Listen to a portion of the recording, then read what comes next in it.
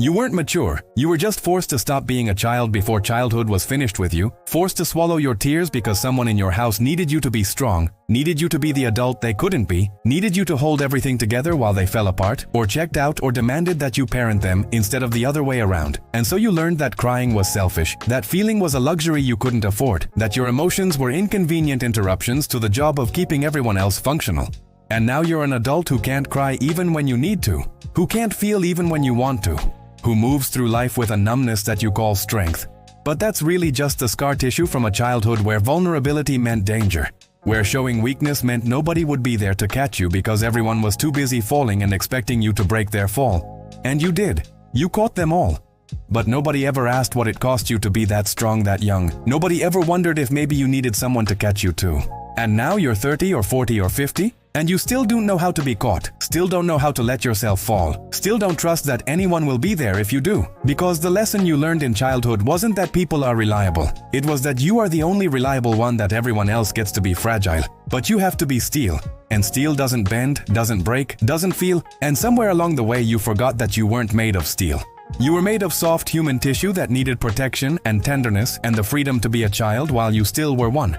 But that freedom was stolen from you, and now you're living with the theft, walking around with a childhood-shaped hole in your chest that you're not allowed to mourn because people keep telling you how mature you were, how responsible, how impressive, and you smile and say thank you while screaming inside that you didn't want to be impressive. You wanted to be protected, you wanted to be small, you wanted someone else to be the adult, so you could just be a kid. You can't ask for help without feeling like you're betraying some fundamental law of your existence, can't admit you're struggling without immediately minimizing it and apologizing for bringing it up. Can't show weakness because weakness in your world wasn't met with support, it was met with more demands, more responsibility, more evidence that you were the only one who could hold it together, so you better keep holding it together or everything would collapse and it would be your fault. You learn to read rooms before you learn to read books, learn to manage emotions before you learn to name them, learn to be a therapist to your parents before you learned what a therapist was, and you were good at it. You were so good at being what everyone needed that they never noticed you were disappearing. That the child you were supposed to be was getting smaller and quieter until she vanished completely and left behind this hyper-functioning adult in a child's body who knew how to solve everyone's problems but didn't know how to play. Didn't know how to rest, didn't know how to exist without a crisis to manage or a person to fix or a responsibility to fulfill. Because without those things, who were you? What was your purpose? What justified your existence if you weren't being useful to someone who needed you? You feel guilty when you relax, uncomfortable when things are calm, anxious when you're not needed because peace feels dangerous, feels like the moment before everything falls apart. Feels like you should be preparing for the next disaster instead of enjoying this temporary reprieve. And you can't turn off the vigilance, can't stop scanning for problems, can't let yourself fully be present in moments of joy, because some part of you is always waiting for the other shoe to drop, always ready to shift back into crisis mode, always prepared to sacrifice your needs the second someone else needs something because that's what you were trained to do. That's what you've been doing since you were 8 or 10 or 12 years old, when you became the emotional support animal for adults who should have been supporting you. You're exhausted but you can't admit it because admitting exhaustion means admitting you're not as strong as everyone thinks you are, means disappointing the people who rely on your strength, means confronting the reality that you've been running on empty for decades and the tank has been dry for so long you don't even remember what it feels like to be full, to be rested, to be someone who takes instead of always giving, who receives instead of always providing, who gets to be needy and messy and vulnerable without immediately apologizing for being human. You learned that crying was weakness when your parents needed you to be strong, when your household was chaos and someone had to be the calm, when emotions were flying everywhere and you became the emotional sponge that absorbed everyone else's feelings so they wouldn't explode. And in absorbing everyone else's emotions, you had to suppress your own because there wasn't room for your sadness when mom was depressed. There wasn't space for your anger when dad was raging. There wasn't time for your fear when your siblings needed protection. And so you pushed it all down, locked it all away, became the person who never needed anything because someone had to be that person, and it couldn't be the adults, so it had to be you. And the praise you got for being mature, for being responsible, for being such a good kid, that praise felt like love, but it was really just validation for your self-abandonment. rewards for betraying your own needs, applause for performing a role that was destroying you from the inside out, while everyone marveled at how well you were handling it. You learned that feeling was dangerous when your emotions were treated as problems, when your sadness made depressed parents more depressed, when your anger made volatile parents more volatile, when your needs made overwhelmed parents more overwhelmed, and so you learned to have no needs, to feel no feelings. To exist as a service provider for everyone else's emotional needs, while your own emotional development got frozen at whatever age you were when you decided or were forced to decide that surviving meant not feeling that safety, meant not needing that love, meant giving everything and expecting nothing, because expecting anything meant disappointment, and disappointment was a luxury you couldn't afford when you were too busy keeping everyone else afloat.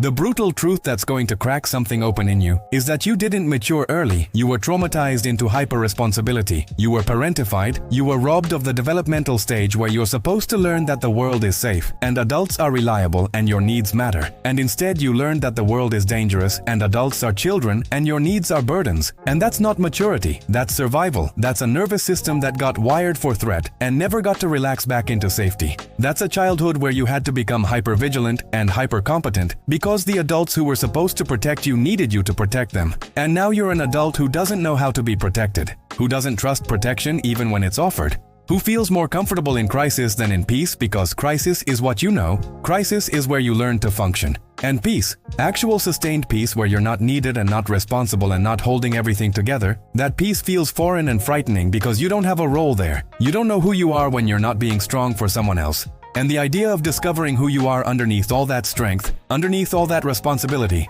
underneath all that premature maturity, that idea is terrifying because what if there's nothing there? What if you're just the role you've been playing? What if you sacrificed your authentic self so completely in service of everyone else's needs that there's no self left to recover?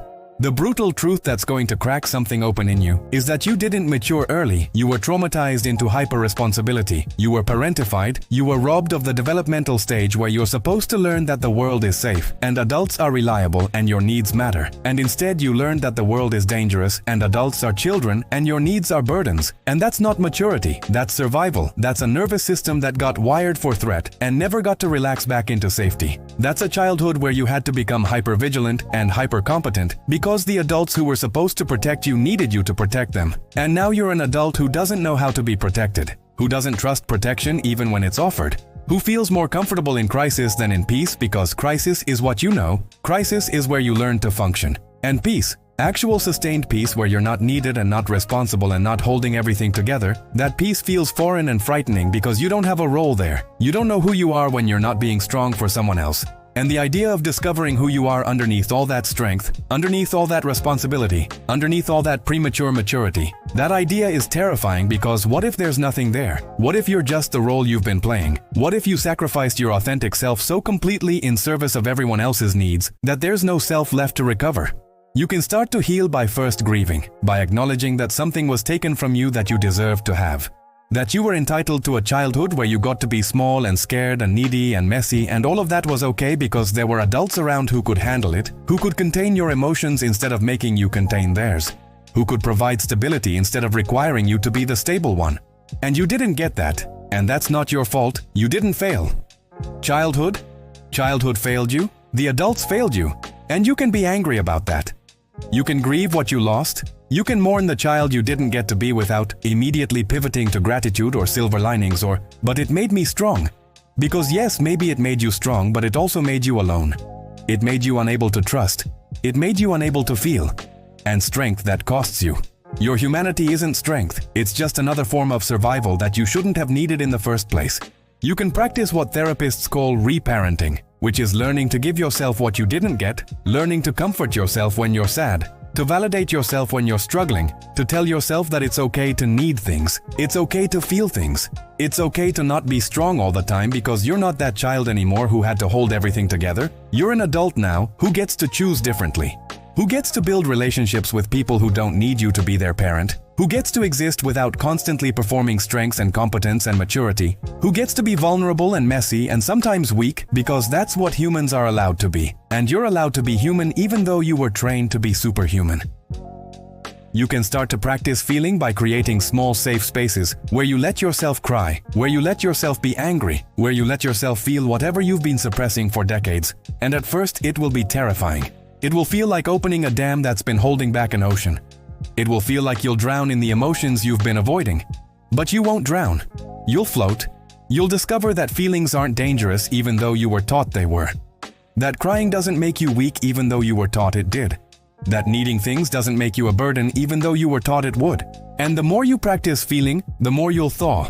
The more you'll come back to yourself. The more you'll discover that underneath all that premature maturity, there's still a child who deserved better. And an adult who deserves to finally rest, to finally stop performing, to finally stop being strong and just be real, just be whole, just be someone who contains both strength and vulnerability, both competence and need, both the ability to help others and the willingness to accept help, because you were never supposed to be one or the other. You were supposed to be both, but you only got trained in one direction, and now you get to learn the other direction. The direction that leads not to more responsibility, but to more freedom, not to more strength, but to more softness, not to more maturity, but to more permission to be exactly as young and scared and needy as you actually feel underneath all the armor you built to survive a childhood that asked too much and gave too little.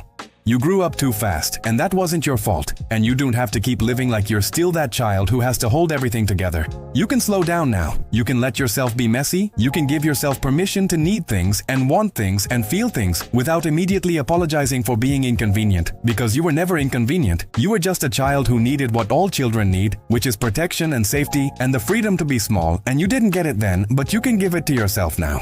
Not by going back and changing the past, but by going forward and changing how you treat yourself in the present, by becoming the adult to yourself that you needed as a child, the one who says it's okay to cry, it's okay to feel, it's okay to be weak sometimes because weakness isn't failure, it's just the human condition, and you get to be human now even though you were forced to be superhuman then, and being human means you finally get to rest.